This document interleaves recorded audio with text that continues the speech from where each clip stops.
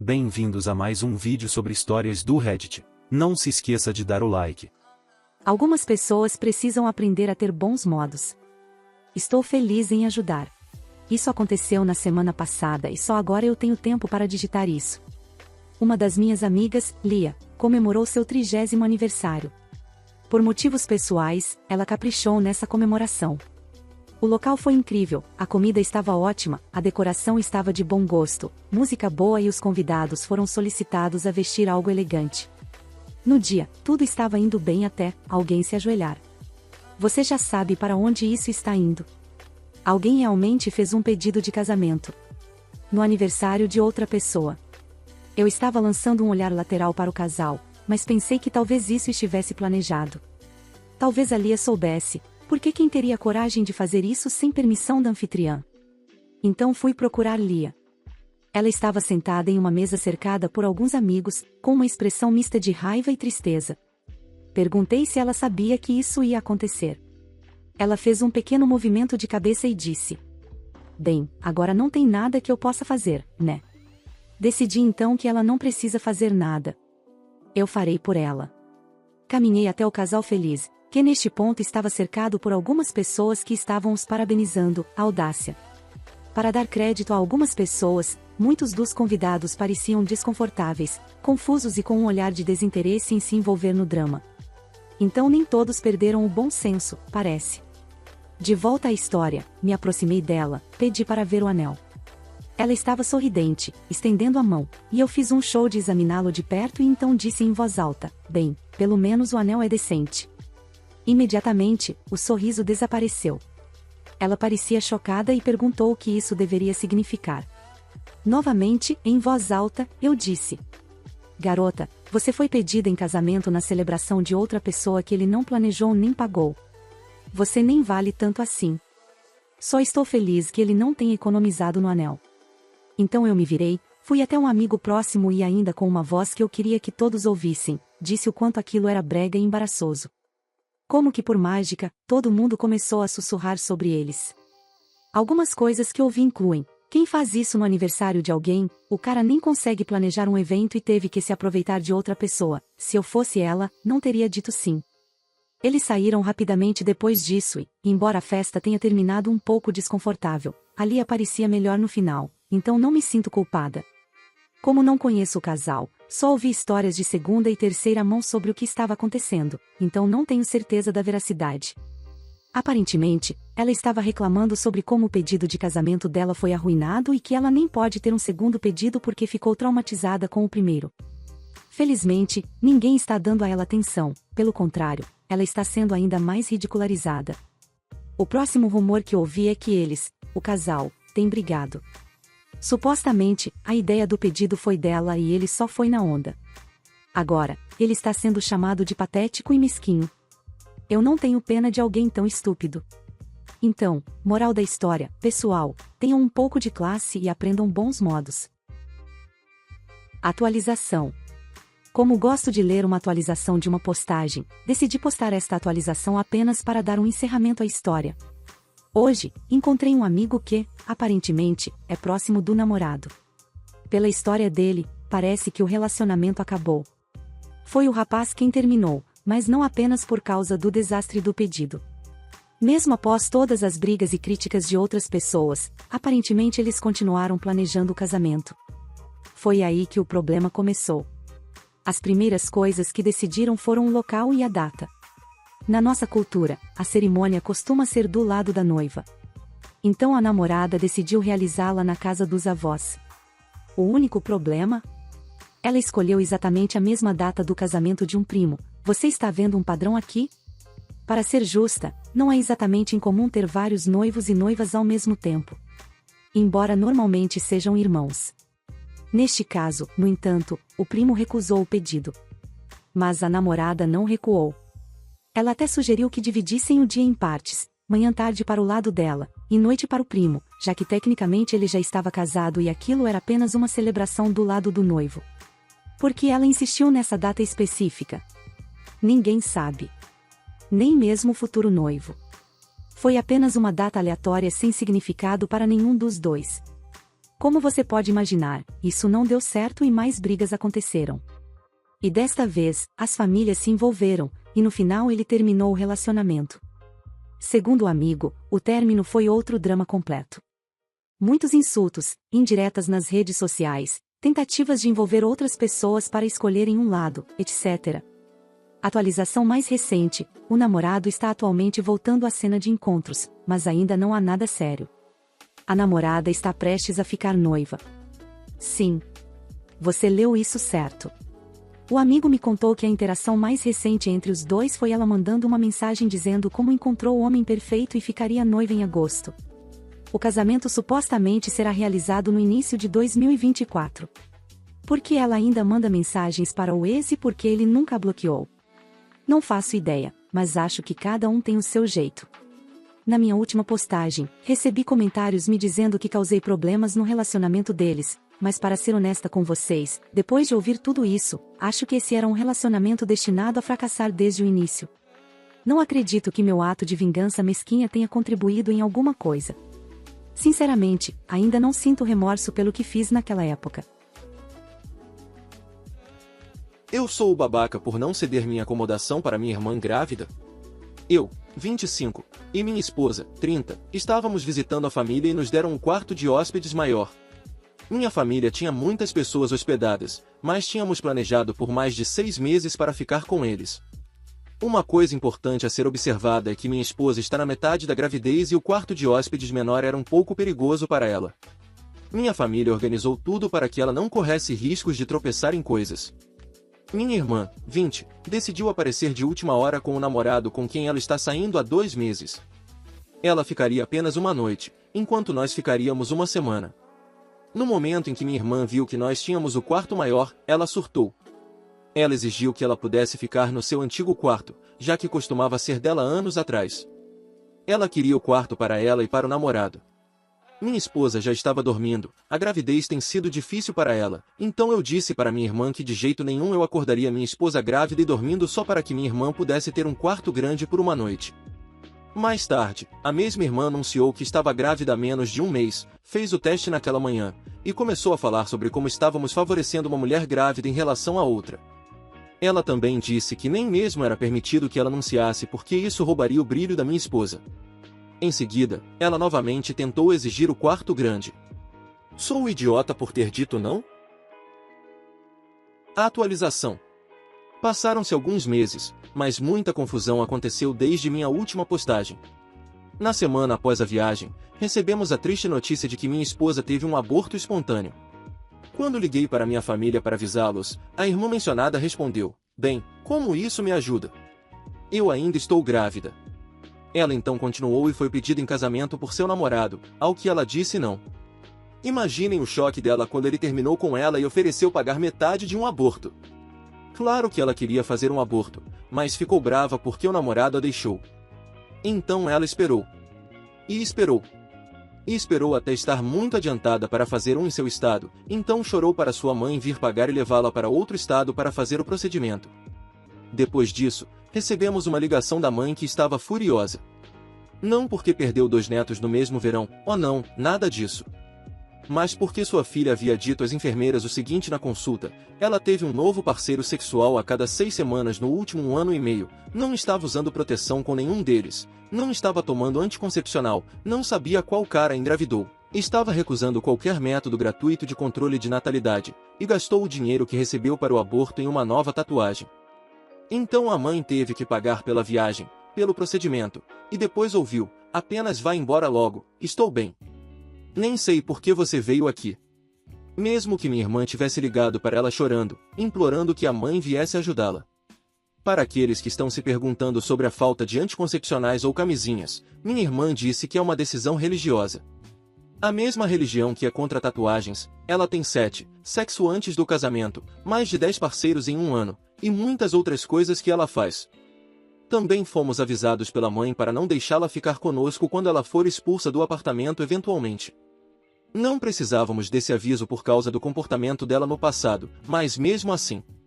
Além disso, ela contou ao resto da família que tinha um tumor nos ovários e precisava fazer uma cirurgia para removê-lo. Não vou contar à família que ela estava realmente removendo um feto de 4 meses, a menos que ela faça algo que mereça que isso seja revelado. O suicídio da minha mãe é minha culpa.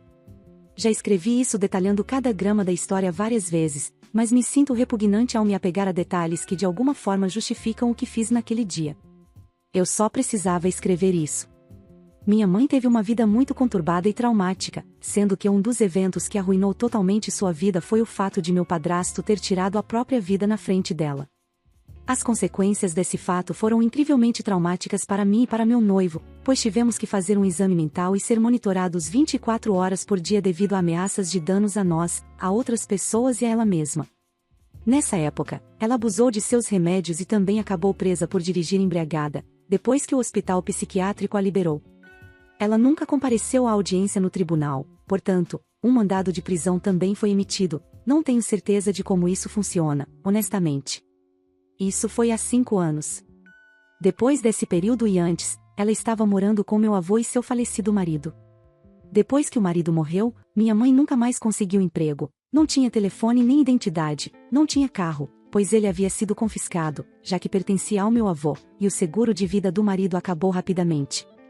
Funcionou durante anos, pois ela era enfermeira e cuidou do meu avô até a morte dele no ano passado. Agora, depois da morte dele, minha mãe estava morando na casa dele e usamos o pouco de dinheiro que ele nos deixou para mantê-la lá, na esperança de que ela conseguisse se reerguer.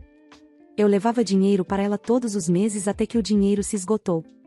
O ano passou e o dinheiro se esgotou. Perguntei o que ela estava planejando para o futuro, pois expressei que não poderia sustentá-la financeiramente. Ela me deu respostas incompletas e eu preferi acreditar nelas por conveniência. Minha mãe não tinha planos. A casa estava sendo arrumada. O telefone do meu avô, que ela ainda usava como seu, foi desligado, por mim, o que me deixa profundamente ressentida. Eu estava administrando o patrimônio dele, então tive que amarrar qualquer coisa em seu nome para seguir em frente, principalmente um aluguel de carro que eu assumi e paguei, então qualquer dívida fraudulenta poderia potencialmente tirar isso de mim. A questão era que minha mãe estava cometendo fraude em nome dele, o que eu a confrontei e ela negou. Aceitei isso e continuei a visitá-la, levando-lhe comida e apenas para vê-la. A tragédia. Cerca de um mês depois da minha última visita, minha mãe deixou uma mensagem de voz do hospital, dizendo que estava fazendo uma cirurgia e precisava que eu cuidasse do cachorro e fosse buscá-la.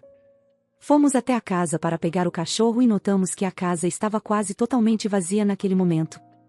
O cachorro não tinha nada. Não havia comida. Em vez de interpretar isso como um sinal claro de planejamento, fiquei com raiva. Além disso, havia avisos do xerife na porta sobre ações judiciais em nome do meu avô, pilhas de correspondência detalhando ainda mais dívidas, e também descobrimos que ela não tinha, de fato, tomado providências para obter renda, como explicou. Diante disso, comecei a me preparar para vender alguns dos itens menos sentimentais em uma venda de imóveis para pagar o aluguel e, naquele momento, não sabia o que fazer em relação ao processo. Eu estava muito irritada. Estava com raiva porque perguntei diretamente e ela mentiu. Foi aí que perdi todo o meu senso de identidade e agi com crueldade. Minha mãe foi liberada naquele domingo e eu ignorei suas ligações. Decidi que ela poderia ser buscada por um amigo da família de quem não gosto muito. Estávamos arrumando as coisas quando ela foi deixada lá, e eu disse a ela para ir embora ou chamaria a polícia, pois achei que ela iria embora com ele. Ela disse que precisava pegar suas roupas, mas o que ela realmente fez foi ir para um cômodo vazio onde havia escondido sua arma fora do estojo, sobre a qual perguntamos e tentamos encontrar antes, e o mesmo cômodo no qual ela havia escondido sua própria urna, que acabei de descobrir que ela comprou um mês após a morte do meu avô. Minha mãe saiu pela porta. Ela se afastou um pouco e tirou a própria vida. Eu fui o fator decisivo. E acho que ela nem sabia exatamente por que eu estava chateada. Priorizei uma possível crise financeira jurídica em detrimento da vida dela. Eu a assustei e a fiz se sentir muito sozinha. Tirei seu meio de comunicação, ela ficou sem um telefone que tivesse serviço por um mês inteiro. No que lhe dizia respeito, tirei seu cachorro, no entanto, ele estava seguro conosco. Tirei sua única casa. Eu era a única responsável por ela como filha única em uma família desestruturada, mas decidi ser cruel com ela depois de uma internação hospitalar em vez de recebê-la em casa com comida caseira e amor, como pretendia antes de encontrar a correspondência. Tudo isso aconteceu em um período de 48 horas. Estou tão perdida. Parentes ausentes criaram anonimamente perfis falsos para me chamar de assassina. Sei que fiz uma grande besteira. Deixei de vê-la como uma pessoa e passei a vê-la como uma responsabilidade. Eu a quero de volta. Eu teria drenado sangue em minhas veias por ela, e agora não posso nem pedir desculpas. Minhas últimas palavras para ela foram: se você não for embora, terei que chamar a polícia. Eu tenho apenas 20 anos, ela tinha apenas 40. Depois dessa cirurgia, ela se sentiria muito melhor, e eu tirei isso dela também. Quaisquer palavras que eu escrever não têm sentido, é provável que você nunca supere isso, mesmo com terapia. Mas eu diria que ela já estava planejando isso. Você pode tê-la levado ao limite, mas a arma e a urna mostram que ela passou algum tempo pensando nos acontecimentos. Espero que você consiga encontrar um pouco de paz na vida. Não deixe que isso se torne o evento crucial da sua vida ou você acabará se tornando uma alcoólatra ou viciada por puro escapismo. Talvez resolver tudo e começar de novo em algum lugar distante. Edição. Obrigada a todos pelas respostas, foi muito terapêutico para mim expor e ouvir a opinião de outras pessoas. O choque inicial e os pensamentos remanescentes de me sentir malvada ou uma pessoa inerentemente cruel foram suavizados em minha mente, e agora sinto que posso realmente apenas chorar por minha linda mãe. Agradeço muito a orientação de estranhos com relação a uma situação em que me sentia completamente sozinha. Minha esposa, 32, continua jogando divórcio na minha cara por qualquer coisa. Eu apenas concordei e saí. Atualmente, estou morando com minha irmã. Minha esposa e eu estamos juntos há 5 anos, casados há 4. Nós nos conhecíamos há anos antes. Temos uma filha juntos, que tem 4 anos. Eu sou o principal provedor da casa, já que ela é uma dona de casa. Foi escolha dela não voltar a trabalhar. No último ano e meio, temos tido discussões de 1 a 2 vezes por mês. Para ser claro, eu ajudo com nossa filha, limpo, cozinho e estou envolvido com ambas. A primeira vez que ela disse que queria o divórcio foi quando discutimos, pois minha irmã ligou e perguntou se poderia ficar conosco por um tempo, já que estava tendo problemas no relacionamento, irônico. Eu disse que ela podia. Minha esposa não ficou feliz com isso. Apontei que a amiga dela ficou conosco alguns meses antes por 5 semanas e não fez nada pela casa. Além disso, ela simplesmente apareceu. Sem discussão, nada. Ela era uma estranha para mim e para minha filha. Minha irmã é adorável e tem uma ótima relação com nossa filha, e eu achava que minha esposa também tinha. Ela acabou ficando conosco por 1 semana, ajudando com as tarefas domésticas, cozinhando, limpando e cuidando de nossa filha quando necessário. Pensei que tivéssemos nos perdoado mutuamente e seguido em frente. As brigas normalmente são por algo pequeno, 90% delas não são iniciadas por mim. Sugeri terapia e aconselhamento, mas ela sempre disse que nunca precisamos disso. Bem, eu cheguei no limite ontem à noite. Ela arrumou briga dizendo que eu estava passando tempo demais no trabalho. E que ela se sente abandonada e que eu não sou um bom pai. Terminou o desabafo dizendo que quer o divórcio. Eu me levantei e disse a ela que a única razão pela qual eu trabalho tanto é porque ela não consegue parar de gastar o nosso dinheiro em coisas que não precisamos ou não usamos. Ela se recusava a arrumar um emprego ou a estudar para se ajudar. Eu sustento a família. Minha filha. Eu sempre estou presente em suas datas importantes, eventos, consultas médicas, qualquer coisa que ela precise. Ela se recusou a procurar ajuda através de terapia ou aconselhamento. Eu não quero mais isso, vou fazer com que meu advogado envie a ela os papéis quando ela escrever. Peguei as coisas da minha filha e fui embora com ela para a casa da minha irmã. Já se passaram 2 dias e ela continua ligando e mandando mensagens dizendo que está arrependida. Ela não quis dizer aquilo. Ela quer ir à terapia e aconselhamento. Ela precisa de mim. Ela sente minha falta. Etc. Não sei o que fazer. Eu a amo. Ela é uma boa mãe. Mas não consigo mais continuar assim. Estranhos da internet, por favor ajudem. Edição. Ofereci várias vezes no passado ajudá-la a encontrar trabalho ou voltar para a escola. Todas as vezes, ela rejeitou imediatamente. Eu disse a ela que reduziria minhas horas de trabalho para ajudar, mas teríamos que cortar gastos. Eu sei que ser mãe em tempo integral é um trabalho em tempo integral. Propus opções. Minha irmã se ofereceu para cuidar dela durante a semana, caso minha esposa tivesse aulas ou trabalho. Minha irmã é genuína e simpática com todos.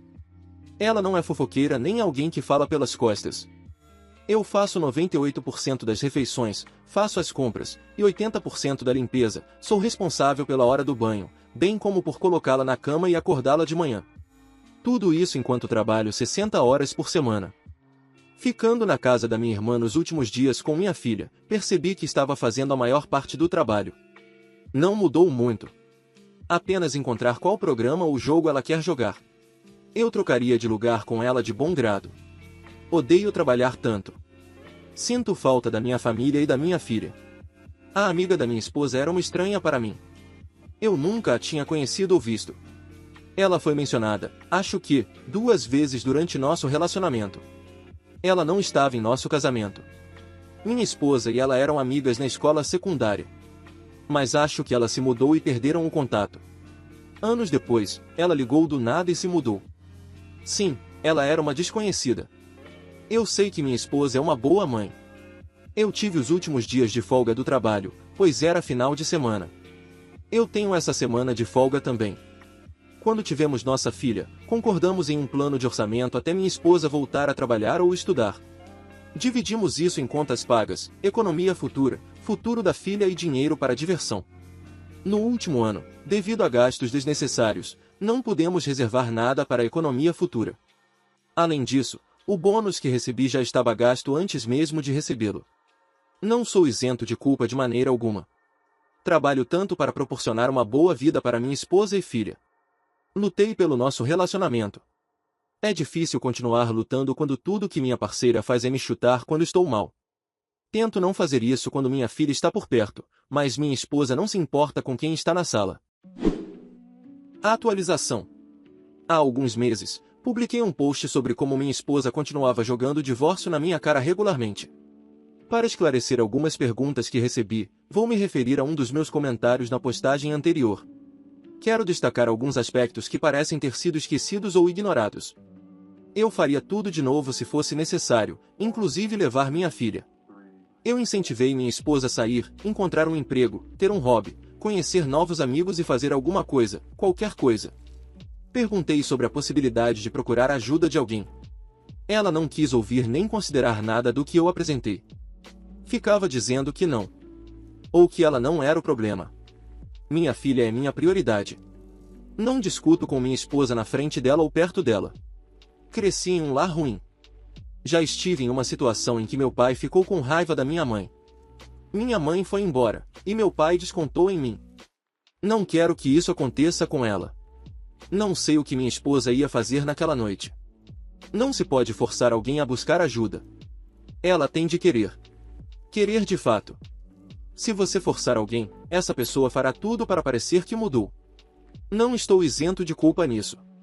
Mas não posso criar minha filha com ela pensando que esse é um comportamento aceitável. Ou que é assim que os relacionamentos devem ser. Decidi quando era jovem que nunca seria como meu pai. Então, depois de fazer minha postagem, tive muito que pensar. Decidi que tinha de me certificar de que ela sabia que eu estava falando sério. Nós nos sentamos e eu disse a ela que não podia mais fazer isso. As brigas e ameaças de divórcio precisam acabar. Ela concordou e disse que não diria isso. Eu disse a ela que, da próxima vez que fosse rejeitado, seria a última vez. Concordamos em fazer terapia de casal. Foi muito esclarecedor. Coisas foram ditas, sentimentos foram trazidos à tona e visões profissionais externas nos ajudaram a entender melhor o outro. Depois de algumas sessões, achei que estávamos nos saindo melhor. Ela começou a se dedicar mais. Procurou e conseguiu um emprego. Fez alguns amigos e adquiriu um hobby. Isso foi até o início de uma discussão porque tínhamos planos em relação à nossa filha que ela esqueceu e não pôde cancelar os outros planos que havia feito com alguns novos colegas de trabalho. No que eu considerava o fim da discussão, ela disse baixinho, eu sabia que casar com você era um erro. Olhei para ela e o que mais me lembro é que não reconheci a mulher que estava ali. Ela parecia diferente aos meus olhos. Eu não sabia quem era a mulher que estava na minha frente. Pedi a ela que se repetisse. Ela disse, eu deveria ter me divorciado de você há anos. Eu me afastei e levei minha filha para os planos, só nós dois. Acabei pedindo a separação judicial. Nos termos que ambos assinamos, havia algo como, Enquanto separados, ainda somos legalmente casados e não nos envolveremos com ninguém durante esse período. Eu ainda pagaria o seguro pelo meu trabalho.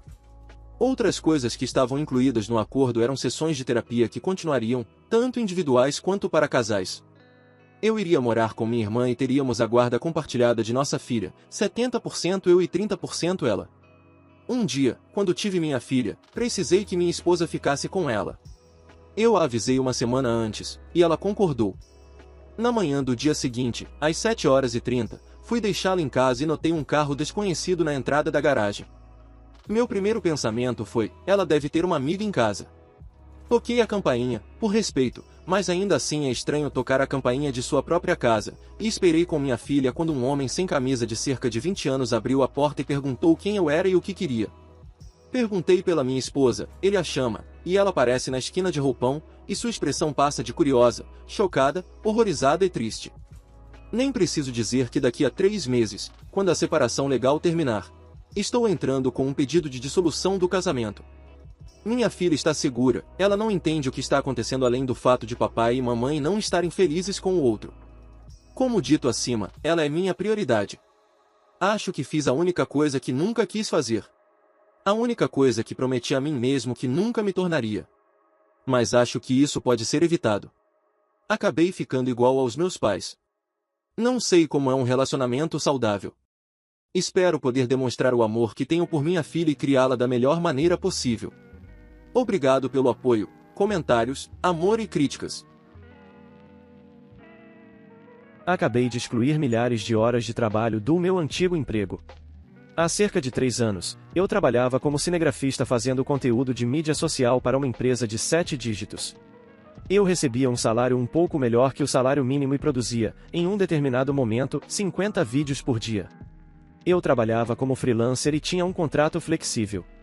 Eu estava desesperado pelo dinheiro. Era uma quantidade insana de trabalho e não sei como consegui fazer isso por 6 meses, especialmente porque recebia um salário de merda.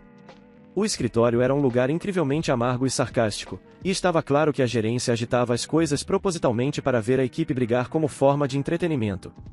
Eu me mantinha bem longe disso, mas era incrivelmente estressante, além do trabalho com vídeo. Depois de cerca de 6 meses, disse aos superiores que meus vídeos estavam fazendo uma diferença incrivelmente positiva nas vendas, mostrei a eles gráficos de interações e links diretos para vendas no site por meio do meu conteúdo, e pedi um aumento de salário. Comparei meu salário ideal com o de outras pessoas do setor e fiz questão de dizer que ainda seria menos do que eu deveria receber, mas eu ainda queria continuar trabalhando para eles. Fui demitido horas depois por, e não estou brincando, não ter puxado meu saco, além de não ter o efeito desejado na mídia social. Eu estava furioso e agora desempregado. Lutei durante meses para encontrar outro emprego. Hoje, anos depois, ao navegar em uma conta muito antiga do Google Drive, descobri que a empresa em questão ainda estava usando uma pasta que eu criei e que era de minha propriedade. Eles estavam ativos principalmente nos arquivos que continham modelos, camadas de ajuste, predefinições e até mesmo vídeos criados por mim. Mais de 18 pessoas estavam usando-a ativamente todos os dias para continuar com suas campanhas de mídia social. Esse era um serviço de nuvem pelo qual eu pagava mensalmente, pois queria espaço extra para meu trabalho. Essa é a minha unidade e o meu trabalho. Ele é meu. Então, copiei o arquivo como uma versão local para mim e excluí a versão online. Amanhã, eles acordarão sem nenhum de seus ativos de vídeo, inclusive coisas em que estavam trabalhando. Eles que se danem. Uma pequena atualização rápida, que eu estava usando o Google Drive para armazenar os arquivos. Todas as gravações e edições de vídeo foram feitas com meu próprio equipamento, nem mesmo com o deles. Restaurei os arquivos, mas removi as permissões deles, portanto, na pior das hipóteses, posso adicioná-los de volta rapidamente, se necessário. Após pesquisar, meu contrato com eles afirma que tudo o que filmei para eles era e é de minha propriedade, mesmo após o término do contrato. Na verdade, eu me lembro de eles terem mencionado isso e eu ter dito que essa era uma prática padrão do setor. Nesse ponto, eles estavam totalmente de acordo com isso e não tinham intenção de me dispensar, pois realmente gostavam de mim. As pessoas estão preocupadas com a questão dos 50 vídeos em um dia, então vou explicar a complexidade desses vídeos. Eles tinham em média 1 minuto de duração, 5 tomadas separadas, narração, conotações e legendas. Individualmente, eles não demoraram muito para serem feitos, mas coletivamente foi uma montanha. O motivo pelo qual foram quase 50 foi o fato de ter sido um aviso tardio para um evento que eles estavam lançando em vários produtos. Turno de 14 horas. Eu sou a babaca por planejar uma mudança para fora do estado para a faculdade, deixando minha irmã, mãe solteira, sozinha? Eu, 18, tenho uma gêmea, Mary. Não temos mais irmãos. Mary engravidou quando tinha 14 anos. Ela não conseguiu encontrar o pai para lhe contar que estava grávida e ele ainda não foi encontrado. Moramos com nossos pais em um apartamento de 2 quartos há quase uma década. Portanto, quando Mary deu à luz, o bebê teve que ficar no nosso quarto. Meus pais trabalhavam mais para que pudessem sustentar o bebê, de modo que, na maioria das vezes, Mary e eu ficávamos em casa cuidando do bebê. Se eu não estivesse na escola, meus pais exigiam que eu fosse para casa ajudar minha irmã com o bebê. Eu não tinha vida, nem privacidade, nem amor ou atenção desde que minha irmã teve o bebê. Sei que, obviamente, o bebê e a mãe têm prioridade, mas eu me sentia muito sozinha.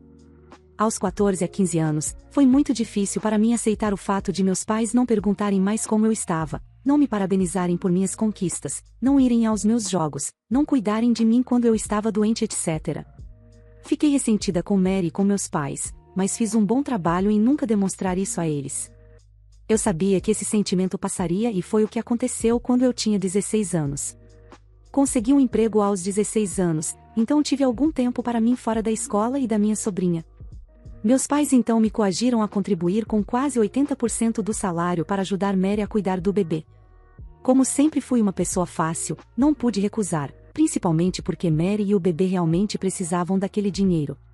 A maior parte do dinheiro que meus pais ganhavam era destinada a contas, aluguel e prestações do carro. De qualquer forma, contei aos meus pais que havia entrado em uma faculdade muito boa fora do estado com uma bolsa de estudos quase integral e que estava planejando ir. Eles perguntaram como eu podia achar que estava tudo bem deixá-los para cuidar do bebê da Mary. Perguntei por que eu deveria ficar em um quarto compartilhado com minha irmã e minha sobrinha mais nova durante meus anos de faculdade. Elas disseram que nem tudo é sobre o que eu quero e que, às vezes, as pessoas fazem sacrifícios pela família, como elas estão fazendo. Mary entrou na conversa dizendo que não iria para outro estado e me deixaria sozinha como mãe solteira se os papéis fossem invertidos. Eu disse que ela não está sozinha, nossos pais estão aqui.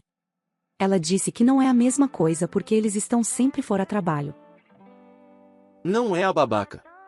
O que você deve fazer? Colocar sua vida em espera para sempre? Na verdade, perguntei à minha mãe quando seria aceitável que eu fosse embora e vivesse minha própria vida, e ela disse que quando Mary não fosse mais uma mãe solteira. Então, tenho que esperar até que ela arrume um namorado ou marido sério e ir morar com ele até que minhas obrigações sejam cumpridas? Não estou disposta a fazer isso. Ela tem problemas com o controle dos impulsos? Sem dúvida. Se algo lhe passa pela cabeça, ela tem de fazer isso imediatamente. Mesmo que eu tente dissuadi-la, ela continua fazendo. Uma vez, quando tínhamos 16 anos, um amigo de nossos pais veio jantar conosco. Ele segurou minha sobrinha e ficou dizendo como ela era bonita. Minha irmã me disse que o achava muito bonito e que iria atirar. Ela disse que ele segurando o bebê dela fez pensar que ele seria um bom pai. Eu fiquei pensando, o quê? Eu disse a ela para parar de brincar. Ele tinha uma aliança de casamento e parecia ainda mais velho do que o nosso pai. Ela pegou o número dele no celular do meu pai e começou a enviar mensagens de texto para ele. Eu vi as mensagens e ela estava sendo extremamente inadequada. Ele bloqueou o número dela logo depois de perceber o que ela estava tentando fazer. Edição. Só queria agradecer a todos que viram isso e deram conselhos e palavras de incentivo incríveis. Chorei baldes de lágrimas de alívio hoje. Ouvir tantos de vocês dizerem que estou fazendo a coisa certa e me parabenizarem me deixou muito emocionada. Não quero parecer lamentável, mas não ouvia isso há algum tempo. Não sabia que precisava dessa validação. Risos. Muito obrigada a todos vocês. Acho que voltarei a postar quando for para a faculdade daqui a alguns meses. Edição. Estou indo bem. Estou ficando com uma tia em outro estado até poder ir para a faculdade. Dei a desculpa de que queria trabalhar com ela no verão. Ela me deu um emprego em sua floricultura e, na verdade, estou adorando. Fui embora porque me sentia muito desconfortável em casa. Eles estavam me tratando com silêncio e sendo muito frios. Eles podem se sentir como quiserem, mas não tenho intenção de ficar em um ambiente assim neste verão. Minha tia é incrível e estou me divertindo muito com ela aqui. Atualização. Desde a postagem, fui morar com minha tia durante o verão e estava trabalhando em sua floricultura. Ela me pagava muito bem, não cobrava aluguel nem aceitava que eu pagasse as compras, então economizei basicamente cada centavo que ela me pagava. Também trabalhei um pouco em um posto de gasolina algumas noites por semana. Isso ajudou muito, pois eu precisava de dinheiro para chegar a esse estado e ter o suficiente para sobreviver até encontrar um emprego. Minha tia me ajudou muito e não sei o que eu teria feito sem a ajuda dela. Mal tenho falado com meus pais ou com a Mary. Tem sido muito estranho. Eles me informam sobre as coisas, mas não estamos nos falando de verdade e tudo está muito tenso, risos. Não contei a eles que fui para a faculdade e eles não perguntaram nada sobre isso. É uma sensação meio agridoce estar aqui. Parece surreal que eu esteja em uma faculdade como essa e não tenha que me preocupar com empréstimos e outras coisas. Sou muito grata por ter essa chance. Mas também parece que não tenho família agora. Minha família não era perfeita de forma alguma, mas eu sentia que tinha um lugar lá. Um lugar onde eu não precisava questionar meu lugar. Aqui me sinto meio deslocada. Teria sido muito bom ter minha família torcendo por mim e me dando conselhos ou algo assim.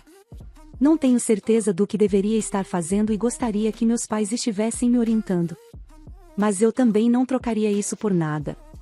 Penso em voltar para o quarto que dividi com Mary e minha sobrinha e sinto que definitivamente fiz a escolha certa ao vir para cá. Tenho uma colega de quarto incrível.